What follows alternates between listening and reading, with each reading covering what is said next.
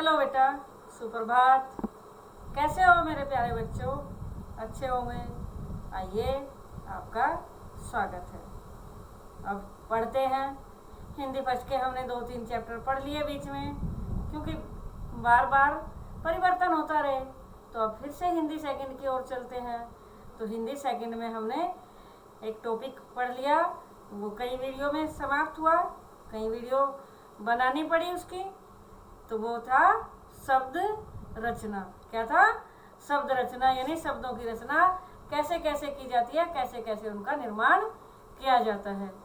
उपसर्गों द्वारा निर्माण किया जाता है, प्रत्ययों द्वारा निर्माण किया जाता है और समास के द्वारा निर्माण किया जाता है। तो वे हम सब सीख लिए हैं। तो अब आ जाते हैं, शब्द से ही संबंधित है ये भी, शब्द के भेद। शब्द के भेद, लेकिन वो कैसे? अर्थ के आधार पर। जो शब्द के अर्थ होते हैं उनके आधार पर शब्दों के भेद। तो शब्द के यानी अर्थ के आधार पर शब्दों के कितने भेद हैं? निम्नलिखित 8 भेद हैं। 8 रूप हैं इसके, 8 रूप हैं। तो पहला सबसे क्या है? पर्यायवाची शब्द। क्या है? पर्यायवाची शब्द या समानार्थी शब्द। क्या है? पर्यायवाची या समान अर्थ वाले शब्द। तो पहले अर्थ के आधार पर पहला शब्द का रूप तो ये हुआ। पहले एक बार सारे रूप ही देख लेते हैं, आखिर कौन कौन से हैं। तो दूसरा है विलोम या विपरीतार्थक। विपरीतार्थक, विपरीत, जो विपरीतार्थ जो क्या होते हैं? एक दूसरे के विलोम होते हैं। तो ये शब्द हुए। और तीसरे शब्द क्या हुए? तीसरे होते हैं अनेकार्थक। अनेकार्थक शब्द क्या होते हैं? मैंने अभी बता दिया, फिर क्या रह जाएगा? क्योंकि लास्ट तक समझना है, हमें अच्छे से समझना है, अच्छे से देखना है। तो सारी वीडियो देखेंगे तभी समझेंगे। अब मैं शुरू में नहीं बताऊंगी कि ये पर्यायवाची क्या है, विलोम क्या है, अनेकार्थक क्या है। इससे अगला क्या है? क्योंकि 8 लिखने हैं, 8 हैं, तो इससे अगला क्या है? ये समरूपी।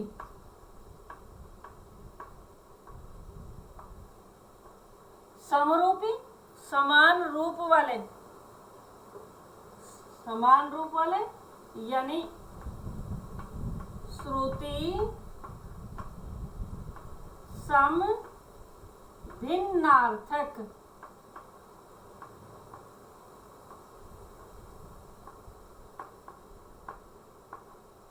समरूपी, श्रुति सम भिन्नार्थक शब्द। इससे अगले हैं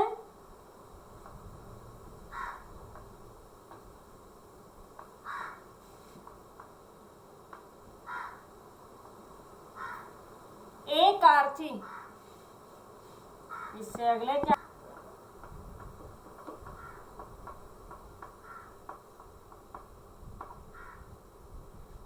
और इससे अगले क्या हुए? छठे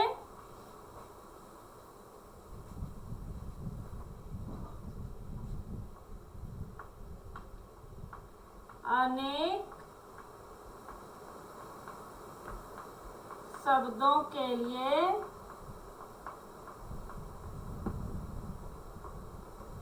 एक शब्द। अनेक शब्द ना लिखकर एक शब्द लिख देते हैं, तो वो वाक्यांश अनेक शब्दों के लिए एक शब्द लिखते हैं जो। और 7वां रूप क्या है? 7वां रूप है हमारा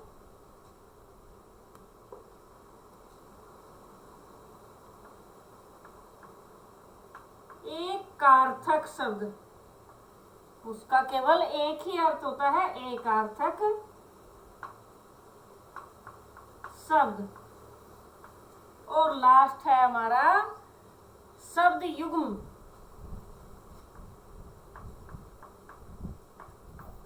शब्द युग्म, शब्दों के जोड़े। तो 8 रूप कौन कौन से हुए? पर्यायवाची या समानार्थी शब्द, विलोम या विपरीतार्थक शब्द, अनेकार्थक शब्द, समरूपी श्रुति, समरूपी या श्रुति समभिन्नार्थक शब्द। 5वां एकार्थी प्रतीत होने वाले, एक अर्थ प्रतीत होने वाले शब्द, अनेक शब्दों के लिए एक शब्द, एकार्थक शब्द और शब्द युग्म। तो ये हमारे 8 रूप अर्थ के आधार पर होते हैं। तो एक एक अच्छे से समझ लेते हैं हम। तो अब पहला पर्यायवाची ही ले लेते हैं। पहला पर्यायवाची शब्द ले लेते हैं।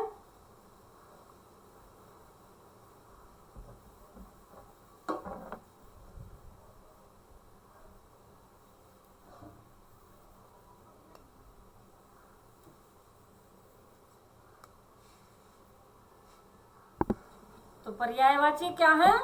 जो समान अर्थ वाले होते हैं। अब जैसे पानी, पानी जल भी होता है, नीर होता है।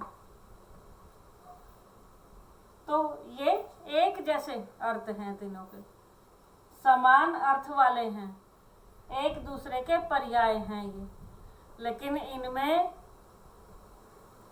पर्यायवाची जब पूछे जाते हैं तो पर्यायवाची हम ये किसके? पानी के क्या क्या हैं? जल, नीर, जल और नीर। लेकिन अब कौन सा शब्द कहाँ कैसे प्रयोग होता है, ये इनका महत्व होता है। क्योंकि और ये जब हम कोई वाक्य बनाते हैं या फिर हम उसमें काव्य में काव्य की शोभा बढ़ाने के लिए, कविताओं की सुंदरता बढ़ाने के लिए इन पर्यायवाची शब्दों का हम प्रयोग करते हैं। अब जैसे चारू चंद्र की चंचल किरणें। अब यहाँ मैंने इसीलिए लिया अलग से, ये चारू मीन्स सुंदर होता है, तो सुंदर ना लेके ये चारू ले दिया। चंद्र चांद भी होता है, मयंक होता है, मयंक। चंचल अस्थिर भी होता है, जो रुकती नहीं। किरणें अंशु भी होता है। तो यहाँ इस लाइन की सुंदरता बढ़ाने के लिए पर्यायवाचियों का प्रयोग किया जाता है, समान अर्थ वालों का प्रयोग किया जाता है। इसलिए पर्यायवाची शब्दों का हिंदी में विशेष महत्व है। तो समझ आया ना? तो अब ये च सुंदर बनाने के लिए इस लाइन को तो इन पर्यायवाचियों का प्रयोग किया गया है। तो इस तरह यानी कहाँ किसका प्रयोग, अब उसके आधार पर ही प्रयोग किया जाता है। अब मान लिया हम बोलें कि गंगा जल ले आओ। अब गंगा पानी थोड़े कहेंगे, तब होता है गंगा जल ले आओ। अब मुझे जल पीना है, मुझे जल पीना है, अब जल थोड़ी पीना है, मुझे पानी पीना है, तो यहाँ पानी। तो इसी तरह यानी कहाँ पानी का प्रयोग है, कहाँ जल का प्रयोग है, कहाँ नीर का प्रयोग है। तो इस तरह यानी पर्यायवाची एक दूसरे के पर्याय हैं, लेकिन इनका प्रयोग कैसे किया जाता है ये हमें समझना होता है, ये हमें प्रयोग करना होता है।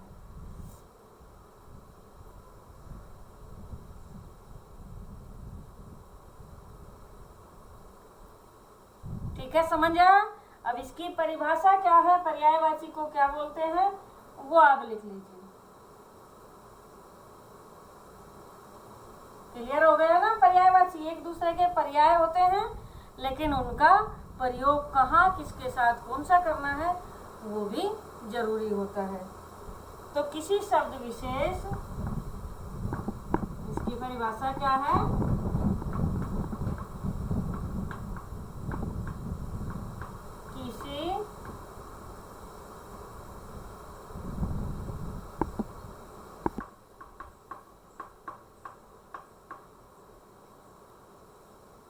किसी शब्द विशेष के लिए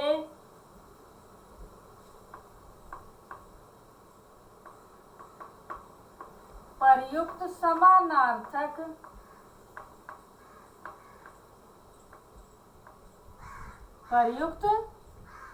किसी शब्द विशेष के लिए प्रयुक्त समानार्थक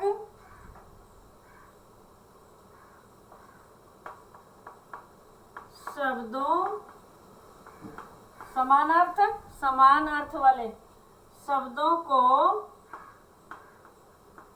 पर्यायवाची या समानार्थी शब्द कहते हैं।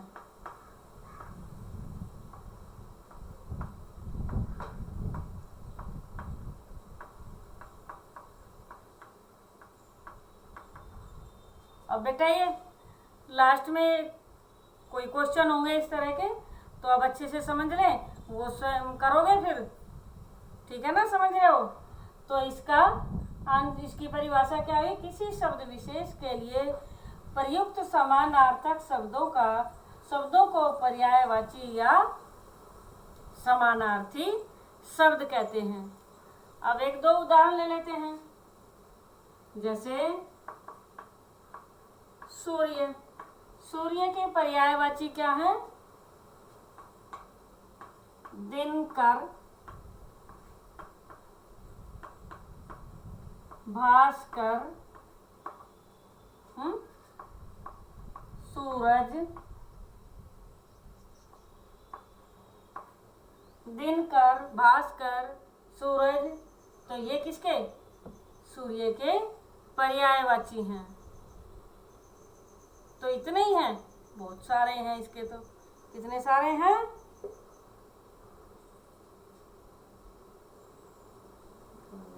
दिनकर, दिवाकर, प्रभाकर,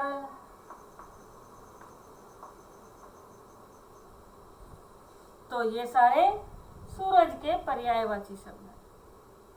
ये सारे, तो कहाँ किसका प्रयोग करना है? अब सूर्य उदय हो रहा है, सूर्य उदय हो रहा है, तो यहाँ सूर्य उदय हो रहा है, यहाँ सूरज उदय हो रहा है, ये सही नहीं होगा। या भास्कर उदय नहीं हो रहा, ये नहीं लिखेंगे, सूर्य उदय हो रहा है।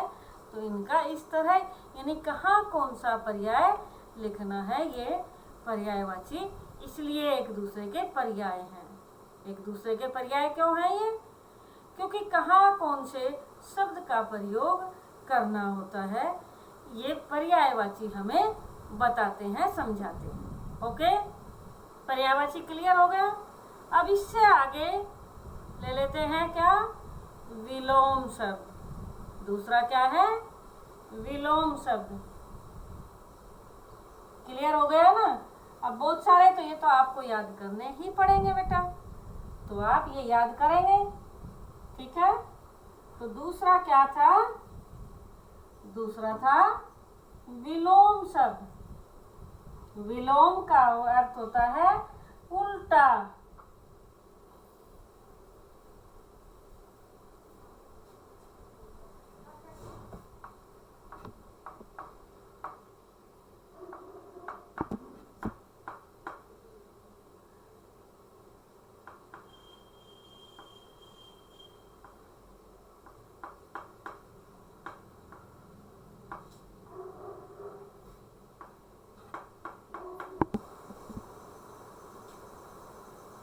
विलोम शब्द क्या होते हैं? एक दूसरे शब्द के विलोम होते हैं। अब साथ साथ हम कोई वाक्य लिखते हैं, कोई वाक्य लिखते हैं कि उत्थान से पतन की ओर चलो, अंधकार से प्रकाश की ओर चलो, अंधकार से प्रकाश की ओर चलो, अंधकार से रोशनी की ओर चलो, ऐसे नहीं बोलेंगे। अंधेरे से प्रकाश की ओर चलो। तो ये इस तरह, यानी विलोम शब्द भी एक दूसरे के विलोम। अगर विलोम शब्द तत्सम शब्द है तो उसका विलोम भी हम तत्सम शब्द का ही विलोम लिखते हैं। विलोम क्या होते हैं? एक दूसरे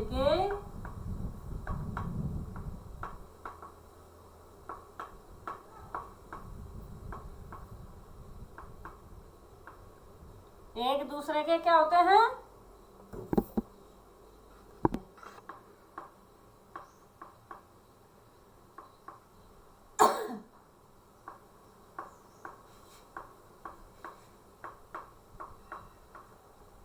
एक दूसरे के विपरीत अर्थ देने वाले शब्दों को क्या बोलते हैं?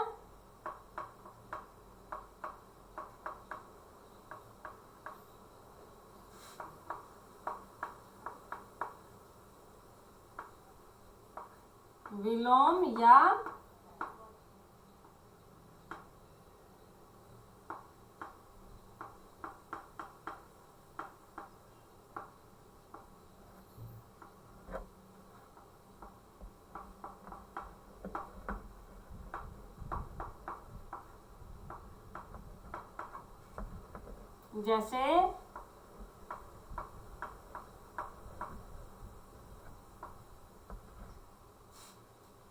जैसे रात दिन, जैसे रात दिन, जैसे सुपुत्र, तो इसका उल्टा विलोम क्या होगा? कुपुत्र। जैसे उत्थान विलोम पतन। उत्थान बढ़ता जा रहा है, पतन गिरता जा रहा है। तो ये एक दूसरे के विलोम, एक दूसरे के विलोम। अच्छा बुरा, लाभ हानि, अच्छा बुरा, लाभ हानि, तो ये क्या है? विलोम शब्द। तो विलोम शब्द ये भी आपको याद करने पड़ेंगे। ठीक है बेटा, विलोम शब्द समझ आ गए? विलोम शब्द होते हैं एक दूसरे के विलोम। बड़ा छोटा, बड़ा छोटा, बड़े के साथ में विलोम क्या होगा? छोटा होगा। अब इसी तरह स्थूल, स्थूल ये भी बड़ा होता है, लेकिन स्थूल बड़े, कोई चीज ज्यादा बड़ी या भारी, तो स्थूल का विलोम क्या होगा? छोटा थोड़ी होगा, उसका होगा सूक्ष्म विलोम होगा। इसका सूक्ष्म विलोम शब्द होगा। तो इसी तरह जय, जय यानी जीत, तो जय के साथ में हार नहीं होगा, क्या होगा? पराजय। जय पराजय, जय पराजय। अगर विजय है तो भी एक बार पराजय चल जाएगा, लेकिन जय के साथ में हार नहीं चलेगा। हार किसके साथ? जीत, और इसका विलोम हार हुआ। जीत और हार। इसी तरह जन्म मृत्यु नहीं, जन्म मृत्यु नहीं होगा इसका, जन्म तब होगा ये मरण। अगर जीवन है तब होगा ये मृत्यु। तो इस तरह इनके विलोम शब्द ये होते हैं एक दूसरे के तत्सम शब्दों का तत्सम शब्दों से ही। अरबी का मान लिया फारसी का शब्द है तो कोशिश करते हैं उसकी कि उसका विलोम भी उसी से संबंधित हो। ठीक है बेटा, विलोम शब्द क्लियर हो गए। अब इससे अगला क्या था? इससे अगला क्या था? क्या था?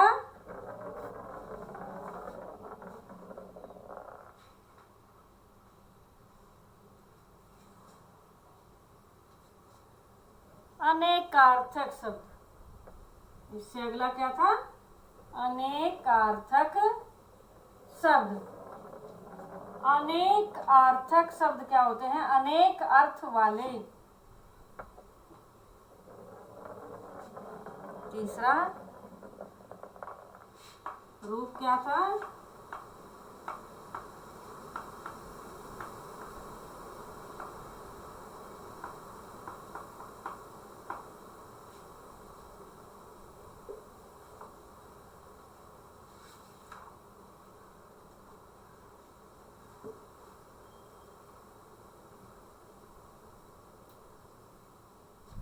अनेक अर्थक शब्द होते हैं एक ही शब्द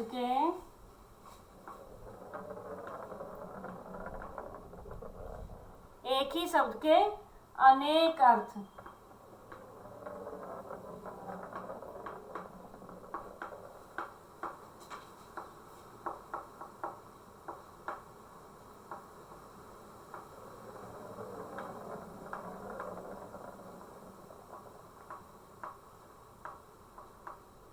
एक ही शब्द के अनेक अर्थ होते हैं। जैसे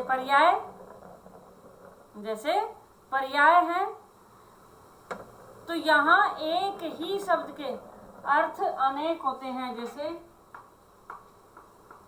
अंबर, अंबर का अर्थ आसमान भी है। अंबर का अर्थ वस्त्र है। इनका भी कविताओं में ही प्रयोग होता है। इनका भी कविताओं में ही प्रयोग होता है। अब जैसे पट, पट मीन्स भी वस्त्र होता है, और पट मीन्स किवाड़ भी होता है। पट मीन्स किवाड़ भी होता है और पट वस्त्र भी होता है। तो अब जैसे यानी यहाँ एक शब्द के दो अर्थ हैं, तो ये अनेकार्थी शब्द हमें अलंकारों में भी याद करने होते हैं।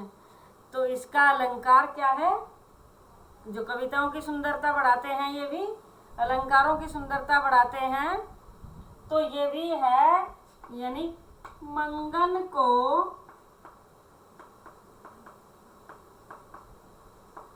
देखी पट देत बार बार। मंगन को देखी पट देत बार बार। अब इसका पट का यहाँ दो अर्थ ले लिए जाते हैं, दो अर्थ निकलते हैं। मांगने वाले को देख कर किवाड़ बंद कर देती है। मंगन को देखी पट देत बार बार, मांगने वाले को देख कर वो बार बार किवाड़ बंद कर देती है। और एक अर्थ क्या होता है? मांगने वाले को देख कर बार बार वो कपड़ा वस्त्र दे देती है। तो इस तरह यानी अनेकार्थी शब्दों का यूं प्रयोग करना होता है। एक शब्द के दो अर्थ हो गए, तो 10 पूरे लाइन के ही दो दो अर्थ हो गए इस शब्द के कारण। अगर यहाँ अंबर ही लिख दिया जाता या वस्त्र ही लिख दिया जाता, तो वस्त्र का तो एक ही अर्थ था, वस्त्र का एक ही अर्थ था, तो इसलिए वस्त्र यहाँ सही नहीं था। पट लिख दिया तो इसके इस लाइन के दो अर्थ हो गए, इस लाइन के दो अर्थ हो गए। तो यानी हिंदी भाषा में हर शब्द के जो रूप बताए हैं, तो उनका कहीं ना कहीं प्रयोग है, कैसे ना कैसे प्रयोग है। तो अनेकार्थक शब्द यानी एक ही शब्द के अनेक अर्थ जो होते हैं, तो वो भी हमें समझने होते हैं। अंबर का पट का वस्त्र, अंबर का आसमान और वस्त्र, पट का वस्त्र और किवाड़, इसी तरह कर, कर, कर क्या होता है? कर, करना भी होता है, क्रिया होती है। कर, करने वाली क्रिया भी होती है। करना होना पाया गया है जिसमें, लेकिन कर मीन्स हाथ भी है, और कर मीन्स किरण भी होती है, किरण भी, किरणें होती हैं, कर किरणें होती हैं, और कर एक जो टैक्स लगाया जाता है वो टैक्स भी होता है, कर एक टैक्स भी होता है। तो इस कर के देखो यहाँ कितने, एक तो करना यानी कोई भी काम करते हैं, करना होना क्रिया जो होती है, क्रिया है, हाथ है, किरण है और टैक्स है। तो ये सारे एक ही शब्द के अर्थ हैं, अनेकार्थक शब्द ये होते हैं, एक ही शब्द के जो अनेक अर्थ होते हैं। तो अब मान लिया यमुना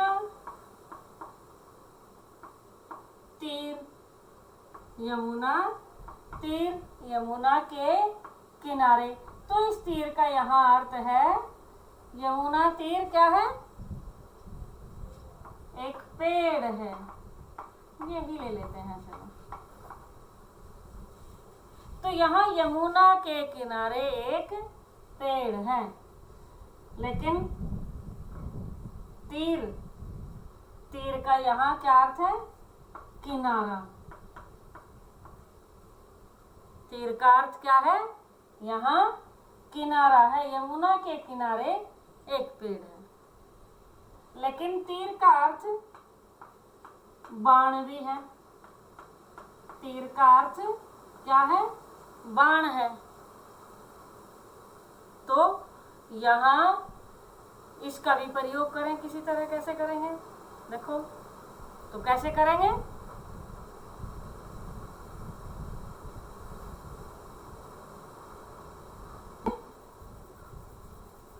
तो अर्जुन ने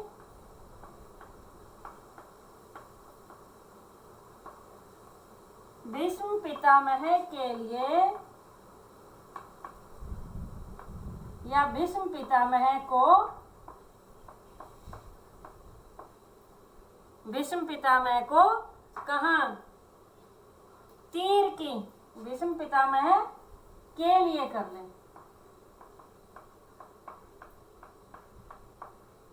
तीर की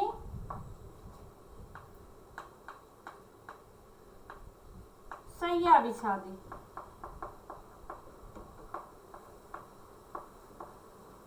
तो यहाँ तीर किनारे थोड़ी है, यहाँ तीर ये बाण है। तो इस तरह यानी इन शब्दों के कहाँ किस वाक्य में प्रयोग हुआ है उसके अनुसार उनके अर्थ में चेंज हो जाता है, अर्थ में परिवर्तन हो जाता है। एक ही शब्द का यहाँ किनारे है इसका अर्थ, और यहाँ क्या है? यहाँ बाण इसका अर्थ है। ठीक है, अनेकार्थी क्लियर हो गए। अब इससे आगे कौन सा है?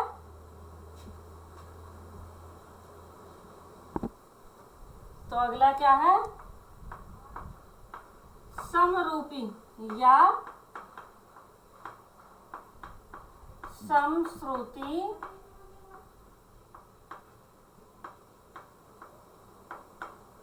भिन्नार्थक शब्द, समश्रुति भिन्नार्थक शब्द। समरूपी समान रूप वाले, समरूपी समान रूप वाले। अब जैसे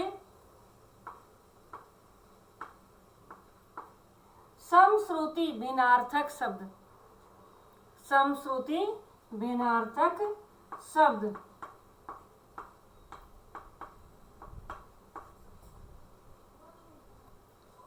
समान रूप वाले से लगते हैं, लेकिन सुनने में एक से लगते हैं, लेकिन अर्थ अलग होता है। तो ये होते हैं इस तरह के समश्रुति भिन्नार्थक शब्द। अब कई बार हम सुनते कुछ हैं, लेकिन उसका अर्थ कुछ और होता है। अब जैसे क्रम, कर्म होता है, ये कर्म तो होता है क्या, क्रम, 1 2 3 4 इस तरह कर्म से चलना। क्या होता है, कर्म से चलना।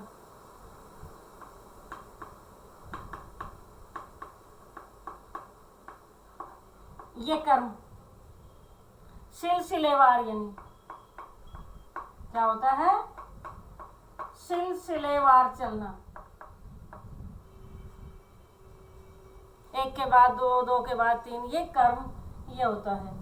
और ये कर्म होता है कोई भी कार्य करना, कोई भी कर्म करना, कोई कार्य करना, यानी एक तरह से कर्तव्य जैसे, ये हमारा कर्म है, ये हमारा ये है। तो ये सुनने में एक जैसे हैं लेकिन दोनों के अर्थ अलग हैं। सुनने में एक जैसे लगते हैं, कर्म कर्म, क्रम और कर्म, हालांकि दोनों अर्थ है। इसका है, इसमें कै आधा है, रे, ये देखिए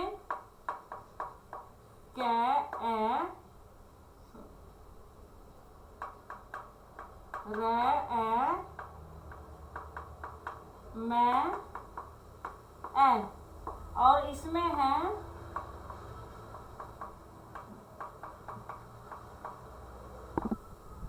इसमें उच्चारण करते हैं तो एक जैसे से लगते हैं, उच्चारण करते समश्रुति विनार्थक, यानी सुनने में एक जैसे से लगते हैं, उच्चारण में एक जैसे से लगते हैं, लेकिन अलग होते हैं, अर्थ भी अलग होता है, अर्थ भी अलग होता है।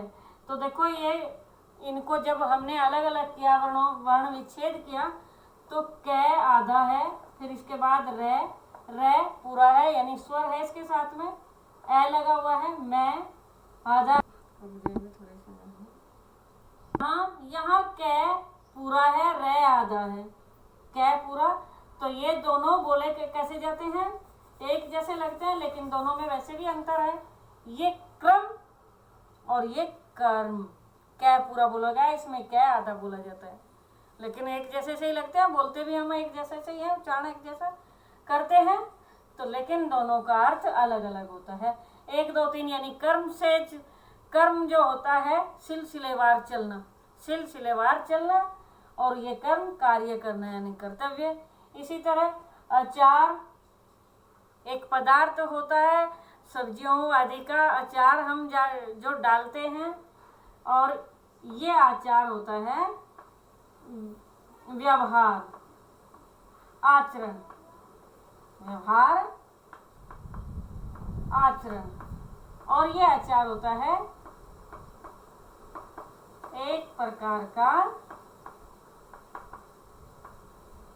पदार्थ, जो हम सब्जियों आदि का, आम आदि का अचार डालते हैं, बहुत सारी चीजें मिक्स करके डालते हैं। तो ये एक पदार्थ है और ये एक आचरण व्यवहार है। तो ये सुनने, हाँ, तो अचार एक प्रकार का पदार्थ है हुआ, और आचार व्यवहार या आचरण हुआ।